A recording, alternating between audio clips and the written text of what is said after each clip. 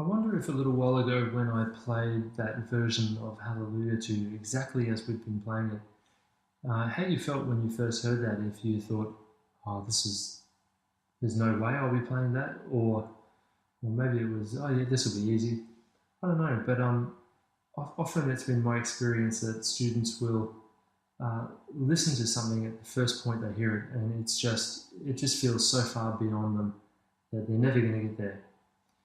Anyway, you're at the point now where within the next couple of minutes you're going to know everything there is and probably going to be able to play Hallelujah exactly the way I played it that first time you heard it.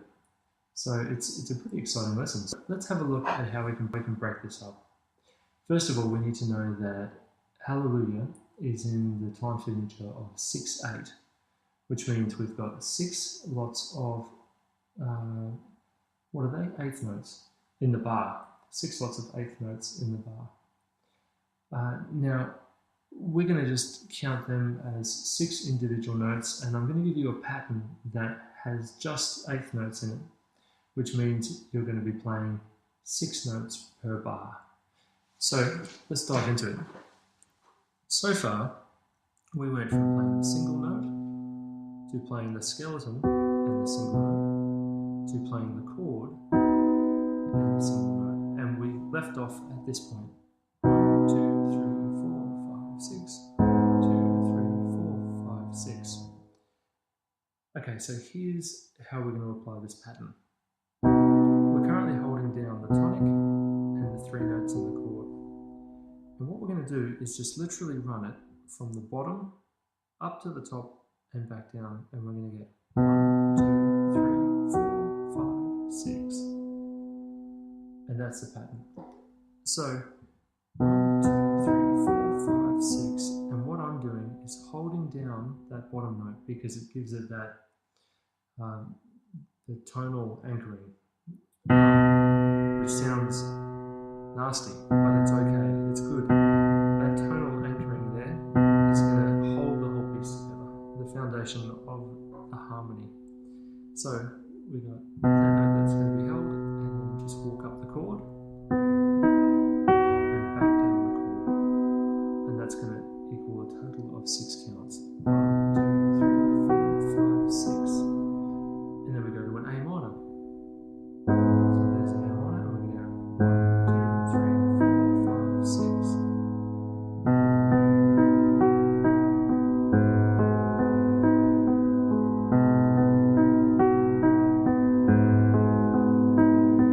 See if you can move straight on to the next chord without any delay. That's the aim, that's where we want to get to. So we can just go 1, 2, 3, 4, straight to the next chord. Now I'm going to play the song exactly in this fashion all the way from the verse. So here we go. 1, 2, 3, 4, 5, 6.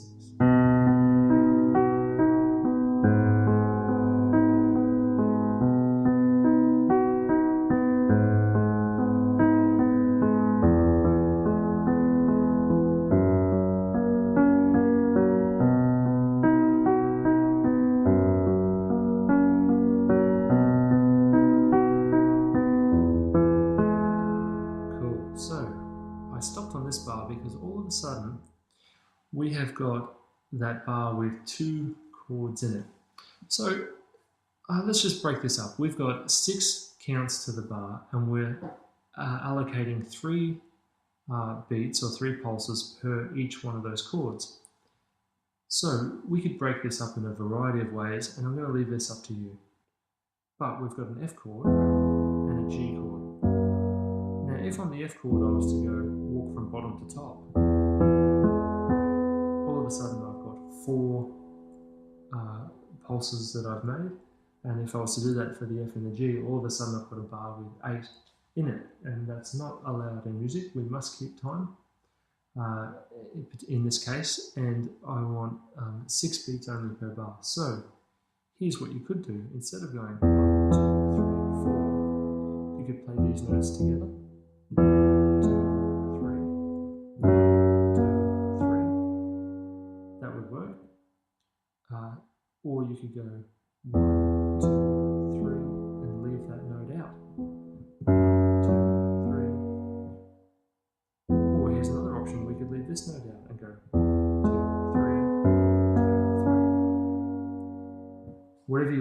is totally fine.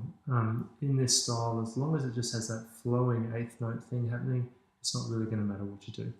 So let's run with this one for the moment. And I'm gonna continue on from there in the piece. In fact, I'll just go from the C bar of C major, one bar before that bar we stopped. So here it is.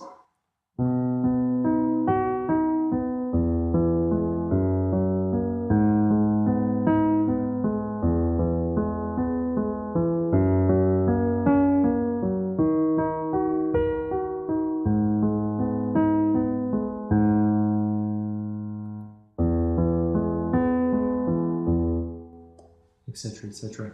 So that's the piece.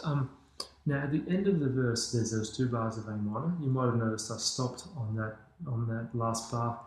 I just felt like it sounded like it needed some sort of resolution or break to that flow, just to signify that that's the end of the verse and we're about to start a chorus. So it sounded like this. Here we go. 1, 2, 3, 4, 5, 6, 7.